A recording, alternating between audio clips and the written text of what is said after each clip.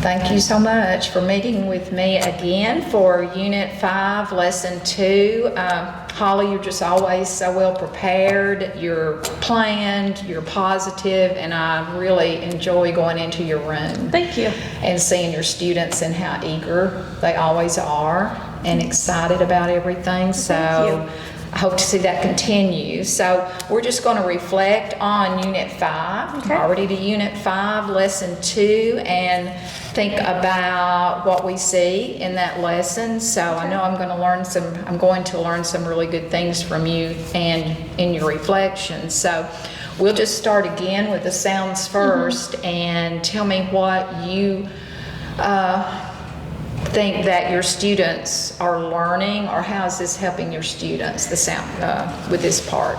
I definitely think doing the sounds first has helped them get a lot more comfortable with using those sounds, and also when I see that when they're decoding and they're reading, that they're comfortable changing the sounds around. So they were doing the oral chaining here, where they were having to change just one little sound and make a new word, and they've done very well at that. And then the word on the curve, which we've been doing since the beginning of the year. This has been a little more tricky for them because we're changing the sounds at the ends of the words. And I've found that's a little more challenging, but they've gotten a lot better than when we first started. And they always love trying to figure out the mixed up words. That's their favorite part. Then where we switch the first sounds. So I definitely think they're more comfortable with their sounds, and I see that when we're decoding, when we're reading in our readers. I think just that consistency of every day, this is what we're doing, and they just light up when they do that, and it seems like everybody's participating. Do you think most of them are? I definitely think it's doing it every day helps. They know that's how they're expected to start their lesson, and it's just a good way to start off and get ready to go. Get everybody engaged. Right? Okay, so let's think about that big picture of the focus for this lesson. What did you want your students to be able to do as far as your objectives or their understanding for this lesson? Okay, so our main objective was learning the new spelling for the sound, spelling it with a O instead of a U. So that was our main objective, and then we put it into practice with, some reading together, a couple worksheets, and then reading in their reader too as well. Okay, so looking at that, it's like the biggie really too is, can they apply these skills at this point in decodable text? So we'll be focusing on that kind of in the latter part of our meeting today and thinking about that. So our focus is kind of going to be also on that decodable text, but we'll also talk about how they did with the skill too. So there were certain parts of the lesson that might have really helped your students with this new skill that they're learning. So tell me a little bit about what you think really helped them. So we started off with our sound card, which I think is just a good visual. They look at the power bar, they read the sound, they read the word, and then we look at our code chart and we trace it, and we can talk and look back on other spellings for that sound. So I think that's always helpful. And then we read some together. I let them popcorn read on this one, where they pick the next reader. That way everybody kind of gets a chance to read and apply that new sound or that new spelling for the sound. And then we put our leaves on our tree, which I think is very helpful because they're able to see all the different ways we can spell the sound. And I'm thinking those, what you told me, really hits that core action 1, where they're connecting everything like to previous sounds, is that scope and sequence, and they're consistently seeing that. So yes, I think it's great. They can look back in their code chart as well as on the tree and see the different spellings for the sound. And that spelling tree is so great to go back and review those sounds also. So I feel like that's really a good connection to core action 1. So okay, so we're teaching this. So what do you see when your students are actually working on it? Yes. So for the worksheets, I usually try to start out and do some of it whole group, and then let them do a few on their own, so I can kind of walk around and quickly assess to see who's getting it and who's not. And for the most part, I thought they did really good. The first worksheet, they just had to sort it for O or U. It has the sound. What do you spell it with? So we did a few together. I walked around and they did very good, picking up on that, reading the word and putting it in the right column. The second worksheet was a little bit more reading for them. They had to like read the words in the word box, put them in the sentence. They also had to look at some tricky words and use some strategies. But overall, I was really happy with how they did on that. There were a few I had to say, sound this out for me, apply this new skill we learned. But overall, I think they did well. You did a great job though modeling. I noticed on page 26, if you want to look in your lessons, you modeled exactly what you wanted them to be able to do, and then you let them finish out. So I thought that was a great way to help them get started, and then you let them struggle on their own. You walked around, you gave them feedback. So I just thought that was a really strong part of your lesson as far as working on that particular skill. I think you really modeled appropriately. You didn't do too much. You didn't continue.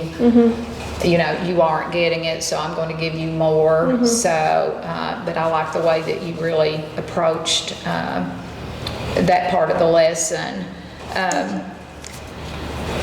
Let's see.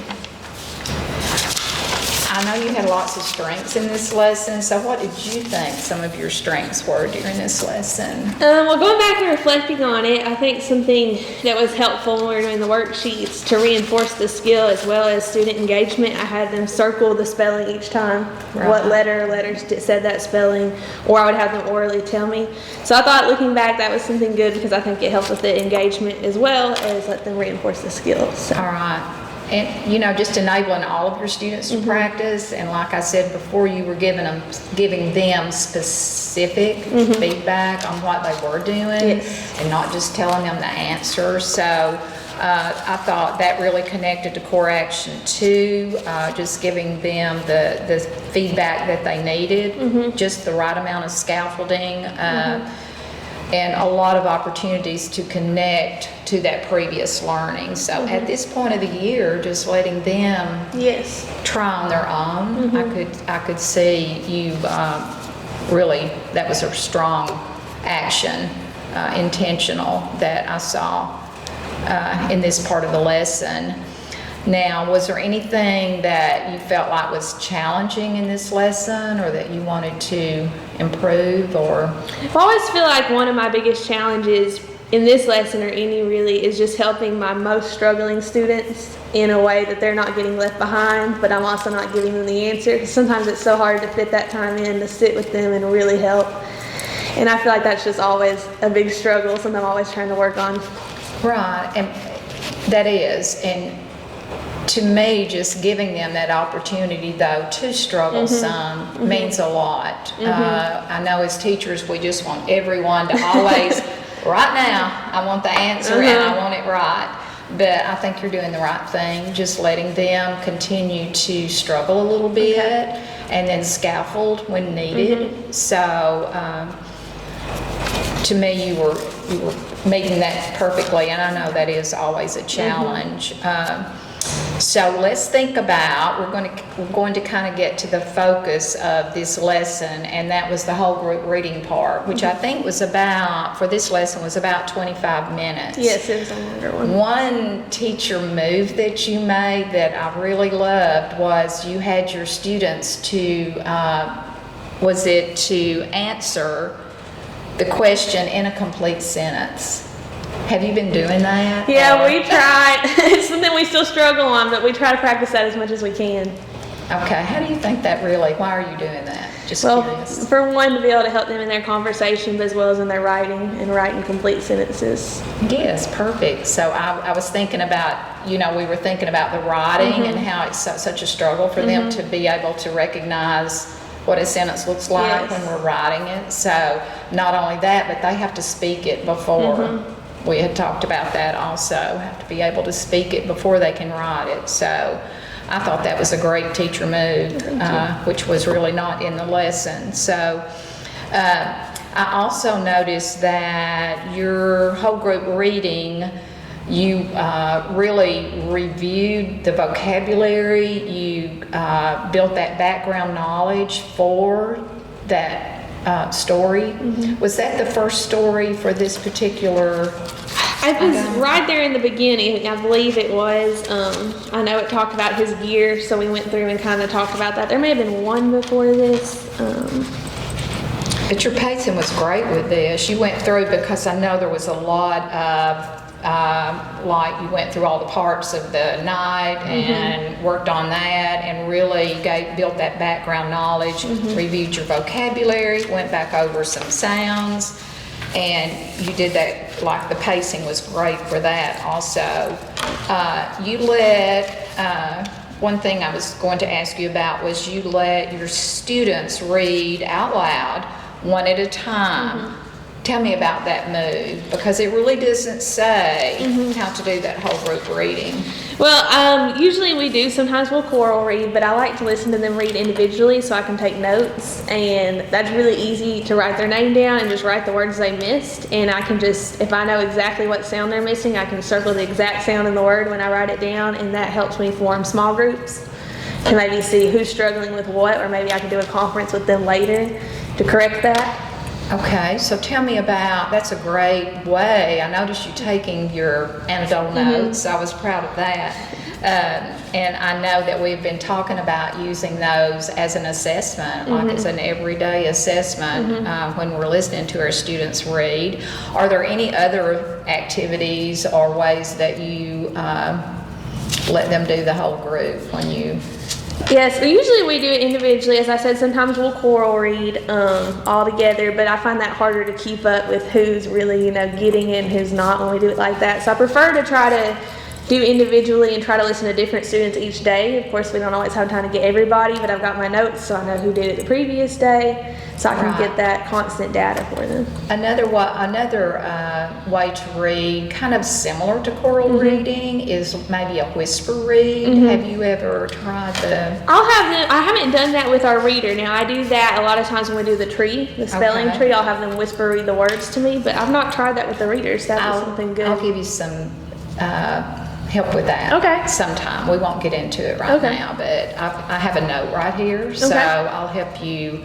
I think that might be pretty an effective thing to use every now and then. So we'll go back to that. But as you were listening and you're thinking about your students and you're writing down what it was that they had difficulty with in their fluency, not only the words they missed, but other parts of being a fluent reader. What are some other ways that we can assess our students? What's some more ways you can get evidence of moving toward proficiency? Yes, so another great way are the assessments at the ends of the units where they read to us and we get the words per minute and we can see that. And that's definitely helpful, as well as some benchmark testing we do. I can look into that. Your spelling assessments, I think, are a great way to assess those skills. Also, I noticed too that on page 30 in your lesson, there were some phrases and sentences you could practice in a small group and actually right then assess, can they, I think it's page 30. Yes. And partly as maybe you could use that for remediation. Okay. When you did have a small group and let them work on that. So I just made some notes here. Okay, so after listening to your students read, and we talked about we wanted that to kind of be our focus, I want to get back with you. I know that you are going to do the end of the year assessments, and on that end of the year assessment there are some fluency, or there is a fluency read. You're going to be doing some running records and taking some notes. Okay. So what I would like to do is after you finish that, I think we're about to begin. going to start that, right? And we'll discuss the notes that you took and really look at those students, and I think we can pretty much answer, are they applying the skills and moving toward proficiency just by listening to those students read. So, okay, so I will be getting back. You are going to be starting your test Tomorrow. Great. This is great. All right, got to you just in time. So what do you think you will continue to do or try, just with, what are you? Well, I definitely want to try the whisper reading Okay. as a whole group. I think that'd be a good change for them to kind of switch it up every once in a while. So Okay. I definitely want to do that. I'm going to continue to take notes. I think that's helpful in assessing Okay. them. So All right, looking at that data, Data. looking at those yes, word data assessments that we Mm-hmm. give. And has anything been helpful or beneficial in this? yeah, very helpful. It's always good to reflect, and I always like to hear your feedback. It definitely helps me. Well, thank you. I enjoy helping you. You're always so positive, and we'll just think about assessing those students and see that they're moving. All right, sounds Thank good. you. Thank you. Thank you.